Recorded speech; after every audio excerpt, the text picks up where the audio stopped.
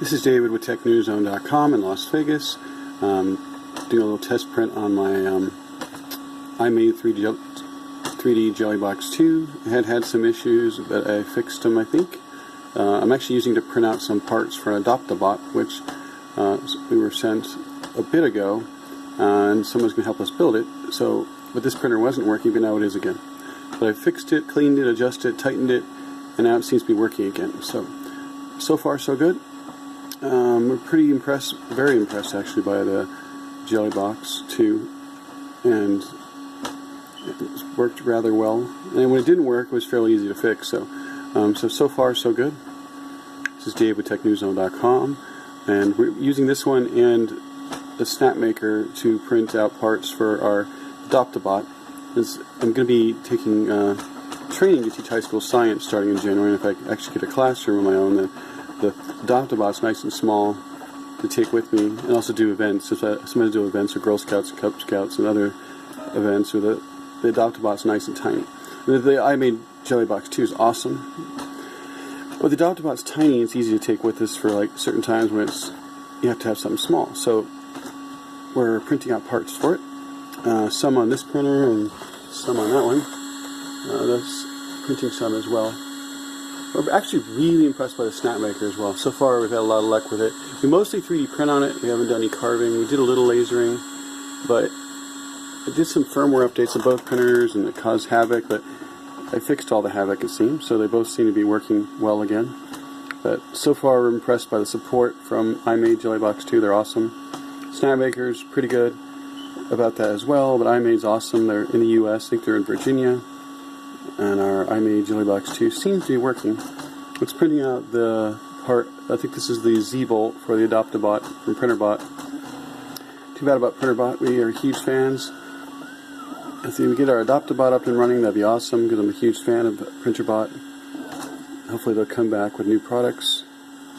But so far I'm really impressed by the Jellybox 2, and I'm also really impressed by our Snapmaker. And then we're going to be getting a liquid printer SLA from Snapmaker from Kickstarter, which would be our first SLA printer. And we do a lot of testing and reviewing, so if anybody else has printers or drones or anything else that need tested or reviewed, we like that, especially into 3D printing. It's kind of cool to be using a printer to build the parts for the adopabot, because it's kind of what 3D printing is all about. So this is actually printing another part for the adopabot. We're getting there. We put a whole bunch of them so far. I printed this on the Snapmaker. It's for the extruder on the adopabot.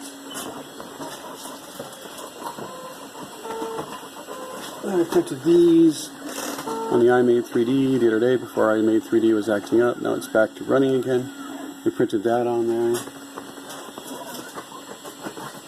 This is printed on I think it was printed on the iMade 3D. It looks like a little holder for parts. Might be used for electronics cover as well.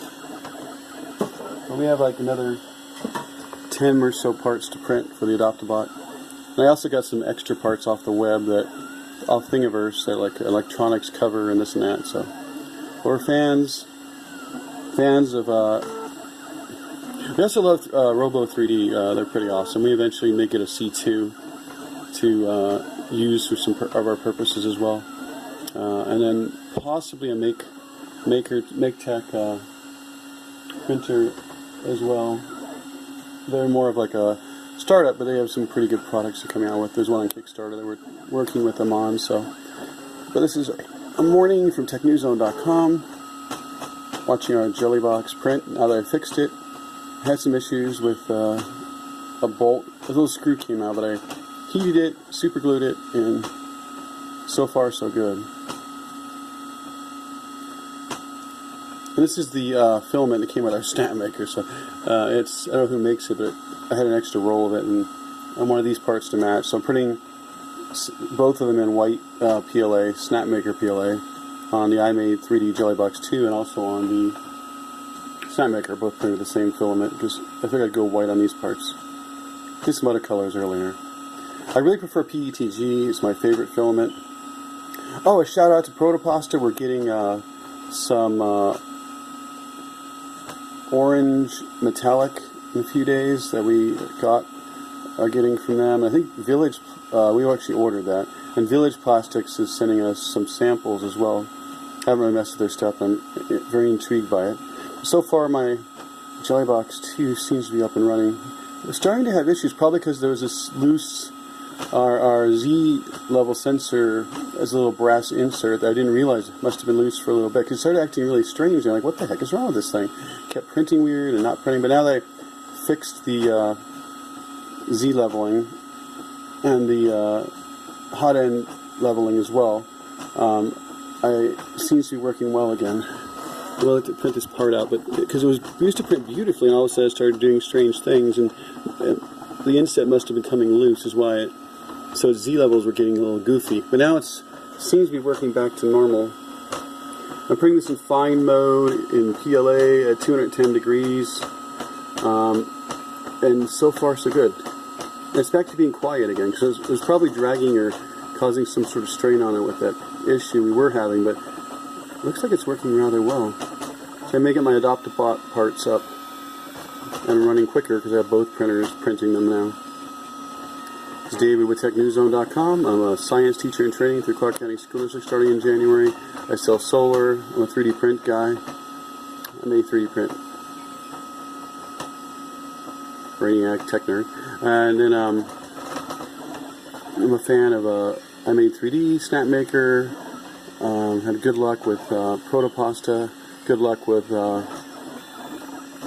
bunch of other brands as well. We've worked with Filamentum. We've worked with Polymaker.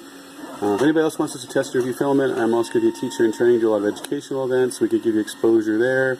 Our website this month's gotten about 45,000 views, and we have like 23,000 connections on the web. Check us out on Patreon.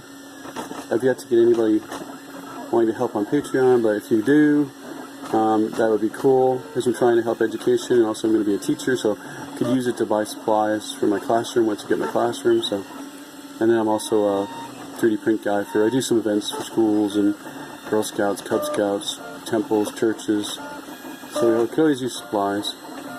Anybody has anything new and interesting that's either on Kickstarter or a startup, a new printer, we'd love to test and review more printers. Sometimes we give them away when we're done with them to schools. Sometimes we send them back. We're also into gaming. So gaming PCs or anything neat and new. It's technology driven. Keep us in mind. This is Dave with TechNewsZone.com in Las Vegas towards the end of November 27th, 2018. A month away from 2 months away from my 50th birthday. So I'm old for a tech blogger. And then there's only like a month left in the year. That's crazy. Those of us who are born in the 60s, like I was born in 69, when I was in school, the 20s were the other 20s. Now we're almost at the 20s again, so it makes you feel old. I'm David, TechNewsZone.com, Army vet, tech blogger, Aspie father of 3 with autism, 3D print guy, and solar cells guy. Have a good day, and this is Morning with TechNewsZone.com.